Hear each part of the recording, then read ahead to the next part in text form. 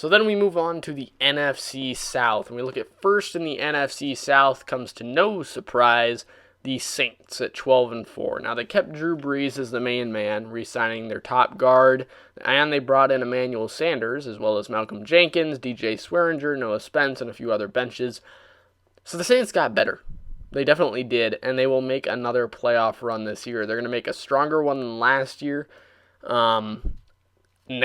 In a few weeks from now, you'll hear my playoff spots for them and how far I think they'll go. But the Saints will at least make a playoff run for the Super Bowl. And they're sitting at 12-4 there. But then the more interesting team in the NFC South, which I have at number 2, are the Tampa Bay Buccaneers. They re-signed linebacker Kevin Minter. They agreed to terms with tackle Joe Haig. They signed a few other bench warmers, as well as re-signing outside linebacker Jason Pierre-Paul. But the whole thing with the Bucs is Brady.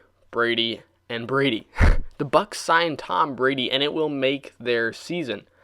Brady has something to prove. I mean, that's something with Brady. Whenever he has something to prove, I mean, you look at when he was suspended for 4 games, he went on and won the Super Bowl. Every single time in which he has been shot down, he has come right back and made something happen.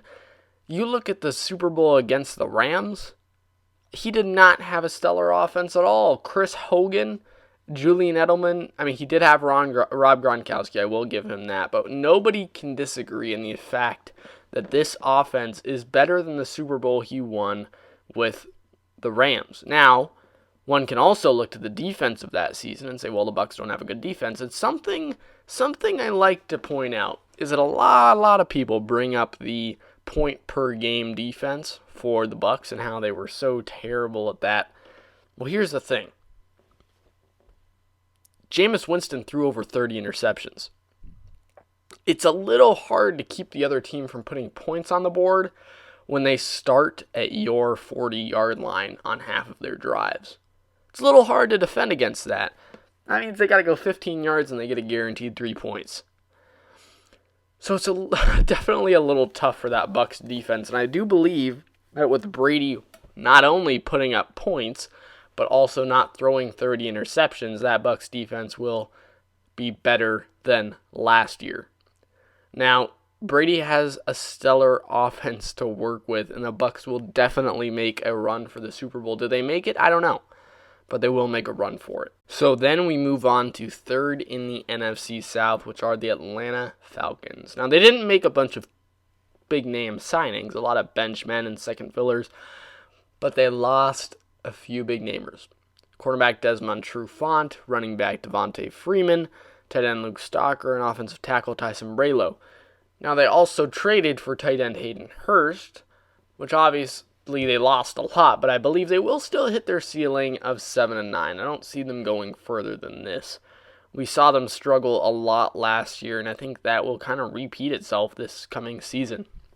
And then you go to last in the NFC South with the Carolina Panthers. Now, they signed quite a few players. Let's go through this. They signed wide receiver Robbie Anderson. They got rid of Cam Newton. They signed XFL quarterback P.J. Walker. They signed unrestricted free agent defensive end Stephen Weatherly. They signed John Miller, Tahir Whitehead. They signed safety Justin Burris. They signed wide receiver Vero Cooper.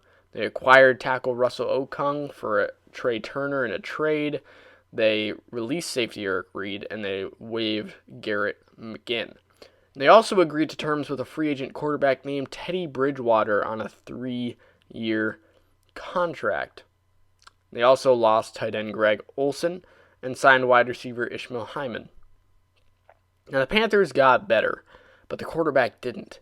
The QB position will be the death of the Panthers, and similar to a team we talked about earlier, to be more specific, the Bears, the Panthers simply will not do well due to their quarterback position. There will be some controversy there. Teddy Bridgewater will eventually be benched, and he will eventually be replaced by XFL quarterback P.J. Walker.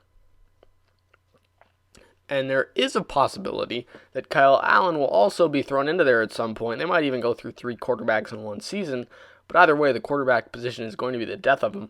I have their ceiling at maybe 6-10, but I'm putting them at 4-12. That quarterback position is not going to help them.